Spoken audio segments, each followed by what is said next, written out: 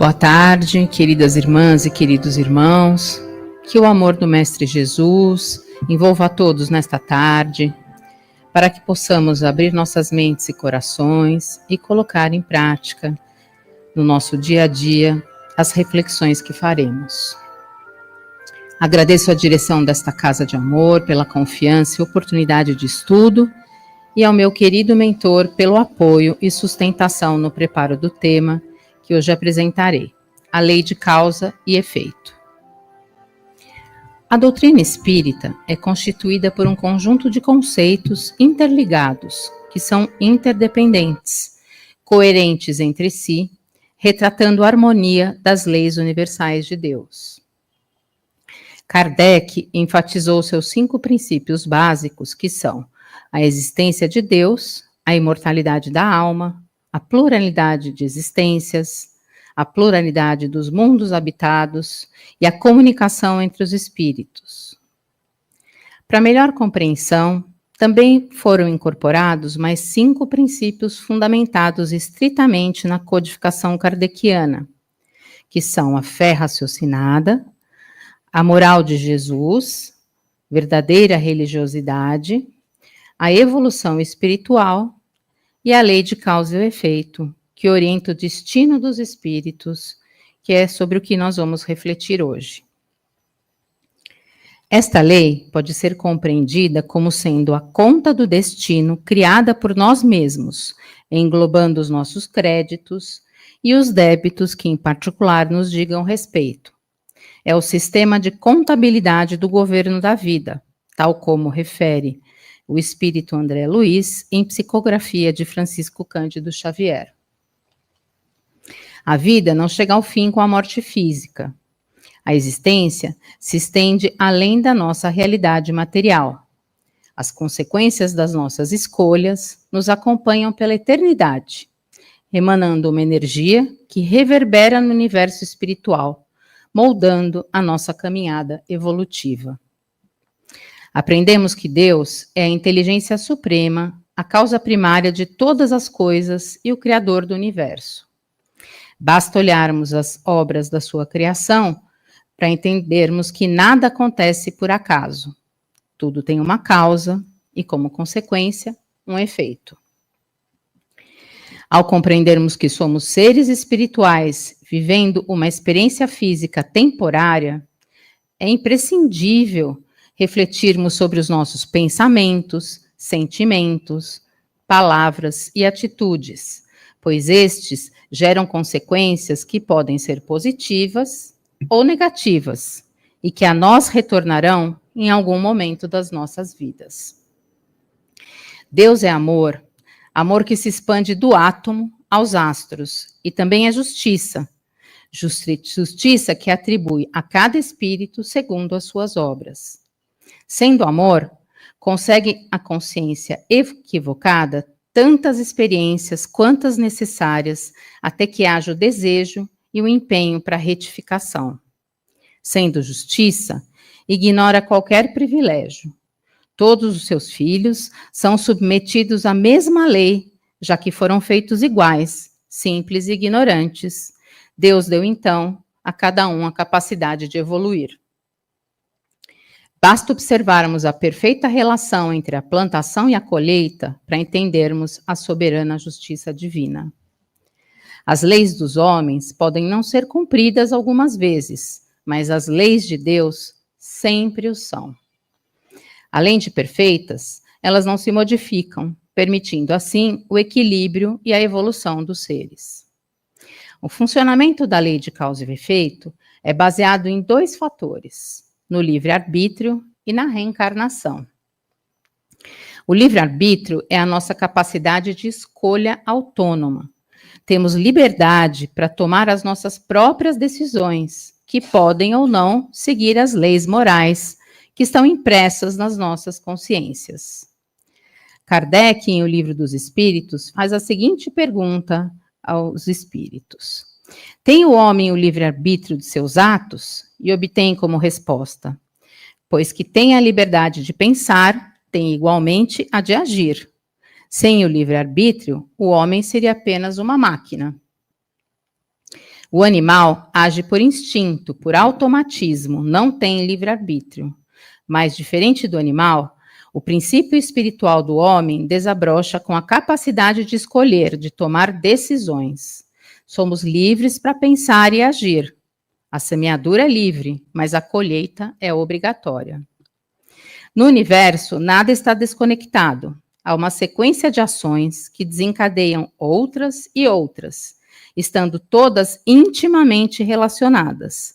Por isso, se quiser receber o bem, pratique o bem.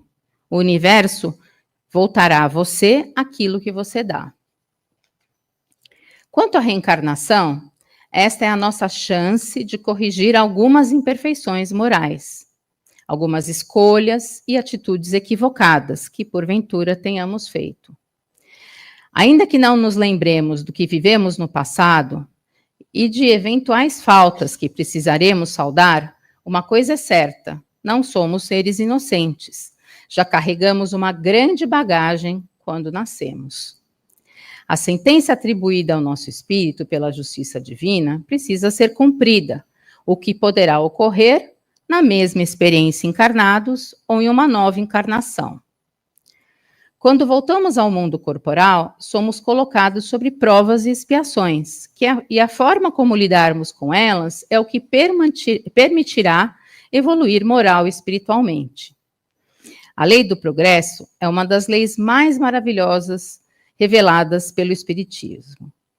A pluralidade das existências, a multiplicidade das vidas físicas, das encarnações, é o mecanismo pela qual a lei do progresso se manifesta na obra da criação. Nosso Pai é tão bom que nos permite várias chances para tentarmos novamente e para fazermos cada vez melhor. Os espíritos não podem aspirar à completa felicidade até que não se tenham tornado puros. A lei de causa e efeito costuma também ser chamada de lei de ação e reação. Mas, apesar da comum associação entre essas duas leis, não é correto dizer que são iguais. A lei de ação e reação é uma lei de fatalidade. Matou, tem que morrer. Olho por olho, dente por dente, como a lei do talião, onde existe justa reciprocidade do crime e da pena. O mal que alguém faz a outra pessoa deve retornar a ela mesma, a pessoa que fez, né? Através de um castigo imposto na mesma proporção e intensidade do mal ocasionado. A semelhança entre essas duas leis se baseia no fundamento de que para cada ação existirá uma reação, para cada causa teremos um efeito. Mas para a doutrina espírita, a lei de Talião é considerada implacável, uma vez que não considera causa nem atenuantes e também não cogita o perdão. Enquanto o objetivo da lei de causa e efeito é nos permitir o aprendizado pelas consequências das nossas atitudes. É uma lei que visa o nosso crescimento, não é punitiva. Só há um destino para a criatura humana, a evolução, que se dará pelo aprimoramento intelectual, moral e espiritual. Podemos dizer, então, que nada é por acaso, mas que cada caso é um caso. Pela sabedoria divina, o espírito jamais retroage, ele sempre evolui para a felicidade e para Deus. Assim, nada do que é vivenciado pelo espírito é perdido. A memória espiritual registra tudo. Vamos acumulando informações, experiências, e o aprendizado vai sempre aumentando. Ou, na pior das hipóteses, o espírito estaciona evolutivamente, quando se deixar levar pelas más inclinações e pela indolência. Tudo é arquivado na nossa consciência e ela se torna o verdadeiro juiz de nós mesmos. A sucessão de etapas na esfera física e espiritual fornece, respectivamente, as provas e expiações, quando na vida física, e a pausa para avaliação, estudo, preparação para as novas experiências, quando na vida espiritual. Né? A pausa na vida espiritual vai preparar para a nova experiência na vida física. Cada nova encarnação traz, além da oportunidade, as condições necessárias para que possamos resgatar nossos equívocos, para que aprendamos com eles e possamos amealhar novas conquistas ao patrimônio do nosso espírito imortal. Dessa forma, quando no plano espiritual, pelo nosso livre-arbítrio, escolhemos como será a nossa própria existência, ou seja, nós mesmos é que vamos escolher muitas das coisas que vamos viver. Escolhemos o corpo, a família, as experiências que vamos passar para a nossa nova oportunidade poder ser aproveitada. No túmulo de Kardec está esculpida a seguinte frase, que pode resumir todos esses ensinamentos: nascer, morrer, renascer e progredir sempre, tal é a lei. Na minha busca no preparo desse tema, eu fui encontrando alguns pontos que eu achei interessantes e importantes para quem sabe a gente já ir colocando em prática e aproveitando a atual encarnação. São eles: tentar reparar os equívocos cometidos ainda na vida atual. Como Kardec nos explica no capítulo 5 do Evangelho segundo o Espiritismo, muitas das nossas aflições e sofrimentos são consequências naturais do caráter e da conduta daqueles que o sofrem. Quantos homens são vítimas da sua imprevidência, do seu orgulho, da sua ambição? Quantos se arruinam por falta de ordem, de perseverança, pelo mal proceder, ou por não terem sabido limitar os seus próprios desejos? Quantas doenças e enfermidades decorrem da intemperança e dos excessos de todo gênero cometidos durante a vida? Então, se interrogarmos as nossas consciências, a origem dos males que nos torturam, na maioria das vezes, poderiam ter sido evitados. Ah, se eu houvesse feito ou deixado de fazer tal coisa, não estaria nessa mesma semelhante condição, não é mesmo? Em grande número dos casos, nós somos o causador dos nossos próprios infortúnios. E só os evitaremos quando trabalharmos para o nosso adiantamento moral e intelectual. Então, sempre que possível, após uma atitude nossa, que logo após ocorrer, julguemos inadequada, algumas vezes logo cai a ficha, né? Procuremos reparar o mal causado. Não precisamos ficar aguardando a incidência da lei de ação e reação, ou causa-efeito, né? Como o criminoso que espera a sentença e punição. Pois as leis divinas não são punitivas, elas sempre visam a nossa reeducação espiritual. Jesus nos recomendava: reconcilia-te depressa com o teu adversário enquanto te encontras a caminho com ele. Se conseguirmos no final de cada dia avaliar se fizermos todos o bem que pudermos e se não ocasionamos mal a qualquer irmão, esta reflexão muitas vezes já nos levará a identificar o que precisamos alterar nos nossos comportamentos.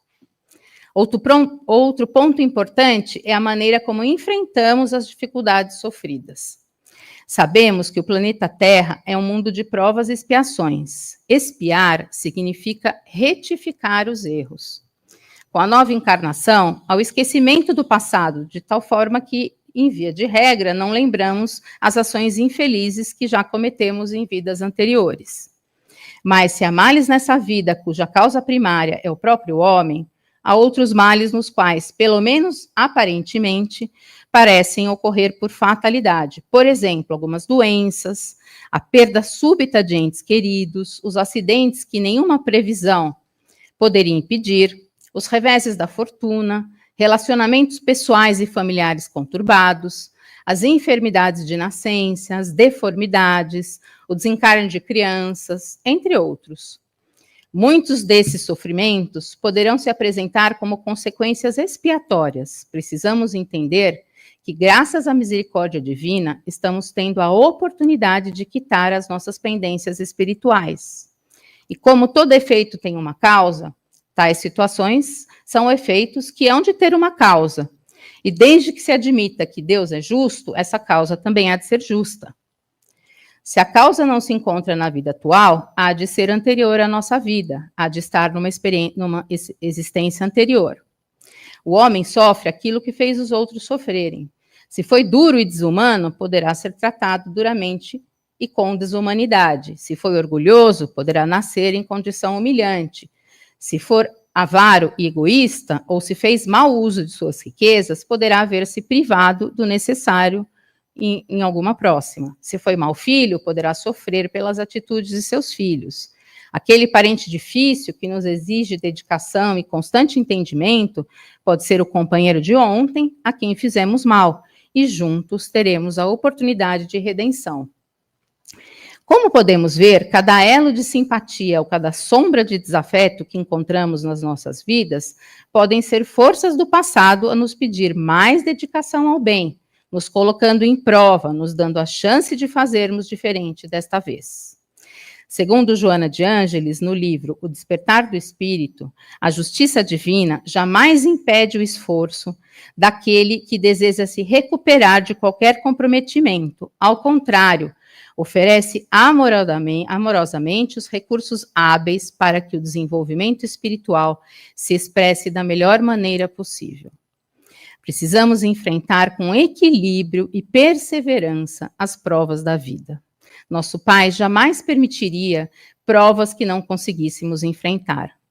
Além disso, pensar que nunca estaremos sozinhos. Jesus e seus mensageiros estarão sempre ao nosso lado a nos amparar e auxiliar. Outro ponto importante é buscar o aprimoramento dos nossos sentimentos. O sentido da vida é a busca do amor nas suas expressões mais elevadas.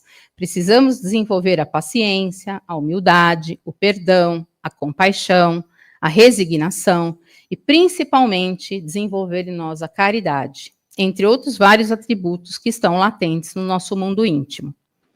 Basta voltarmos a nossa atenção e nos observarmos nas relações sociais, profissionais e familiares, e assim saberemos quais virtudes e características já temos e que necessitam de reforço e quais ainda não temos e devemos nos esforçar para desenvolver. As conquistas morais exigem mais dedicações e perseverança do que as intelectuais. Para aprender uma nova língua, algum esporte, basta dedicação, leitura, alguns exercícios, mas para aprender a perdoar, será necessário muito mais tempo e perseverança e persistência, porque lidar com as nossas emoções é algo bem mais complexo e profundo. Por isso, é quase impossível adquirir todas as virtudes numa única vida física. Tenhamos paciência para as conquistas morais gradativas, mas não nos acomodemos. Quanto maior a nossa dedicação, mais rápido veremos os resultados. Além disso, sempre que possível, devemos buscar a nossa evolução intelectual. O espírito encarnado necessita buscar todo o conhecimento que está a seu alcance, a fim de que possa compreender as leis que regem a sua vida. A evolução intelectual abrange tanto o estudo das obras espíritas, quanto o maior enriquecimento possível de cultura e conhecimentos variados, pois estes ajudarão nesta e nas futuras encarnações. Todo conhecimento adquirido é um patrimônio inalienável do espírito. Levaremos todas as nossas aptidões para as próximas encarnações. Infelizmente, nós somos preguiçosos para a leitura e desperdiçamos o nosso tempo com algumas coisas inúteis na televisão e na internet. Cabe a nós buscarmos o que realmente nos acrescentará pela leitura, programas mais educativos, uma boa conversa edificante. Enfim, quanto maior a nossa bagagem acumulada, mais ferramentas teremos para melhorar a nossa vida na Terra, nesta e nas futuras encarnações. Encontrei ainda mais uma sugestão: procurarmos ser úteis no meio social, que vai bem de encontro ao que a Malu falou no momento da abertura. À medida que o Evangelho nos ilumina interiormente, sentimos necessidade de compartilhar amor com os nossos irmãos. Temos tantas oportunidades de fazer o bem no nosso dia a dia, na nossa rua, no nosso bairro, em todos os lugares, né, por onde passamos, trabalhando voluntariamente em entidades que necessitem do auxílio para as pessoas necessitadas, como aqui a nossa Casa de Amor à Luz Divina, doando o nosso tempo, o nosso amor, seja com qualquer benefício, inclusive doando palavras de conforto para quem necessita. Enfim, possibilidades de cooperação são tantas, basta termos boa vontade, perseverança e genuíno interesse no nosso aprimoramento. O amor que praticamos em favor do próximo será sempre um ponto positivo na nossa contabilidade divina, a minimizar ou anular alguns erros e equívocos que podemos ter feito no passado. Então, mãos à obra, não podemos desperdiçar a nossa atual oportunidade. Diante de toda dificuldade, de todo momento difícil, façamos o melhor que estiver ao nosso alcance. O sofrimento deve ser considerado um disciplinador. As grandes provas são quase sempre um indício de um fim do sofrimento e de aperfeiçoamento do espírito, desde que sejam aceitas por amor a Deus. Antes de algumas escolhas ou de situações de conflito, devemos dar uma paradinha, desligar o piloto automático e pensar: o que Jesus faria se estivesse em nosso lugar? Jesus, nosso mestre e irmão maior, veio a nos ensinar que o amor a tudo supre e que por amor tudo se conquista e tudo vale a pena. As nossas atitudes são como sementes que plantamos em nossa vida. Que a nossa colheita será o efeito e a consequência das sementes plantadas. Então, que possamos cuidar do nosso plantio para que a colheita seja de frutos abençoados, saborosos e muito doces. Cada dia, cada instante das nossas vidas devem ser ocasião de aprendizado, de fazermos o bem, de praticarmos a caridade, para que não percamos a oportunidade de evoluir. Muita luz e uma excelente reunião a todos.